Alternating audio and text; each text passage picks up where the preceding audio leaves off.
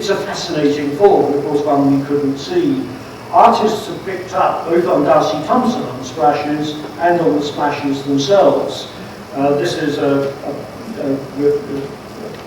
somebody who works in glass, as you can see, called Mark Vickers, who was on a National Endowment for Science and Technology in the Arts programme, and came up with these very beautiful splash balls.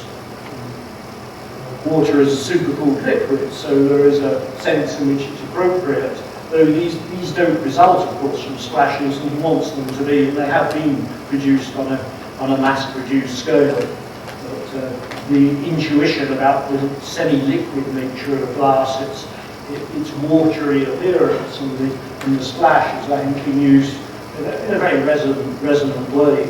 And the ones on the left are, in fact, very, very close to Worthington or Egerton or whoever. But there are more unexpected people who looked at Thomson for splashing. Jackson Pollock, for instance. Jackson Pollock, only in 1945, the final big fat edition of Growth and Form, originally published in 1917. It went through a whole series of editions, driven partly by biology, but also partly by its popularity in other areas, particularly architecture and design. He had the 1945 volume. I think it's not annotated, sadly, but we can, I think, see why Pollock was interested in it, as he's concerned with the behaviour of viscous fluids. And he knew that paints were different in their behaviour, like house paints and different dilutions of paints produce different thicknesses and kinds of splashes and movement. And it occurred at a key time. Anybody who knows Pollock's Earth will know 1945 was the time when he's really beginning to drip in earnest, beginning to create these particular forms. I'm not saying there's an influence here in the sense in which he read Thomson and thought, oh, let's do drip paintings, but it's a way of articulating and extending his interest in this. It's a way of saying, yes, you know, what I am doing. And Pollock, I think, is a deeply thoughtful artist, because this image of him as a kind of all-American wild boy, but I think there was a lot of cerebral stuff going on as well. We now know that the Pollock paintings, the big complex paintings, actually have a more or less fractal structure, and that in terms of space filling, as you go down the layers, that the quality of space filling in the fractal structure remains reasonably constant. I should offer a slight health warning, though, that this has been much commented on by scientists in Nature and elsewhere. Generally, the data is tidied up a bit more than I'd be comfortable with. But nonetheless, particularly one person has tidied up the data a lot and made a really nice straight graph, where it's not very straight. That's what we all did that at school, didn't we? We had to rationalise the results of experiments we've tried. But there is something in it, and the tests that have been made show that most people, or doing it randomly, doesn't result in that fractal structure. So the dripping is more systematic and informed. And one of my friends, now sadly dead at the Open University, actually did a layer-by-layer analysis of Pollock, which showed that these are lots of hand interventions as well, not just the dripping. But, surprising that from Thomson's structured drips based upon the photographs of Worthington, you get to Pollock. You can also get to Andy Goldsworthy, who was the hero of the latter part of yesterday's lecture with the great slate roof in the National Galleries in Scotland. And Andy does a lot of ephemeral works which are then photographed. The photograph is the record of the work. He did a series of throws of coloured mud, stones and so on, some into water, as you see on the left, interested in the splashing.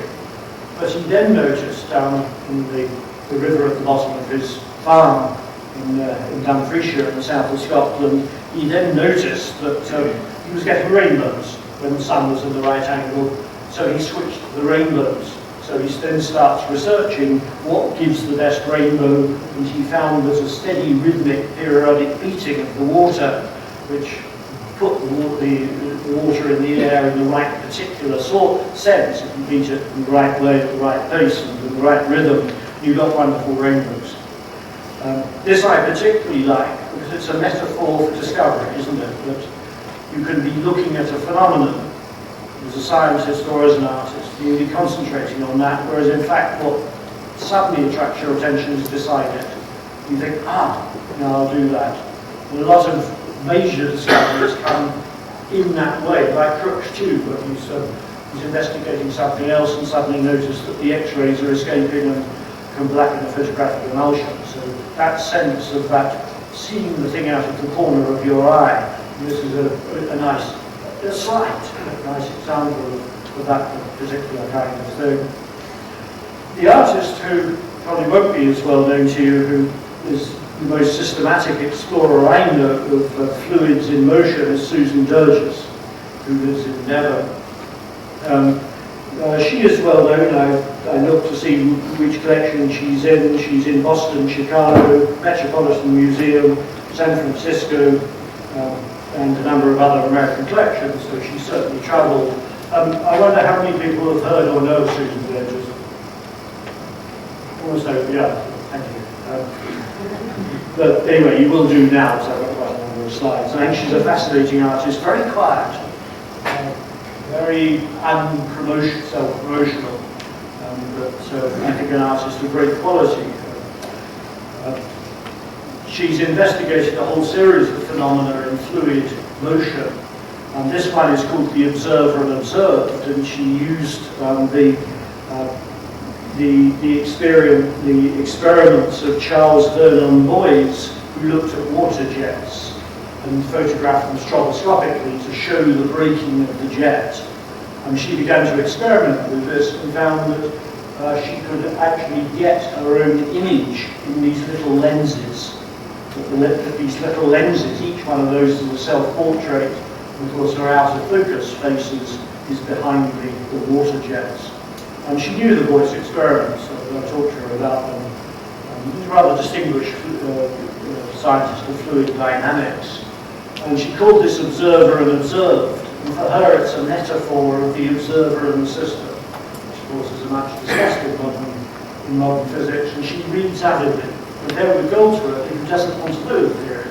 He doesn't want to know engineering, he doesn't want to know geometry. And one of the things that's come out of the lectures and the discussion is, in the published one, I think I'll look at artists ranging from ones who say, no theory, I don't want to know it, would constrain me, to ones who avidly read. Neither is right or wrong, and there's everything in between. But anyway, as a result of discussing it and the question just now, I think this becomes quite an interesting one, and obviously Durgis stands at one pole of this. She's done a whole series of works of fluid in motion. These are physicists who recognize as Chladni figures named after the Italian physicist. She put rosin on a photographic film and developed on a photographic emulsion, and then she lit it and let it develop itself. If you vibrate the plate on which the emulsion is, it will adopt these various waves. Known from the 19th century onwards, Hooke and Wren actually experimented with vases of water, and they both them with violins. These extraordinary periodic reactions. So she's interested in this kind of thing, and of course knows about Chladni. One work she did was a drop of mercury, which she vibrated with a progressively rising pitch. And the mercury went through organized patterns of this sort into complete chaos. Completely random, not just chaos, so this is a chaotic phenomenon. And then it would go back into another order.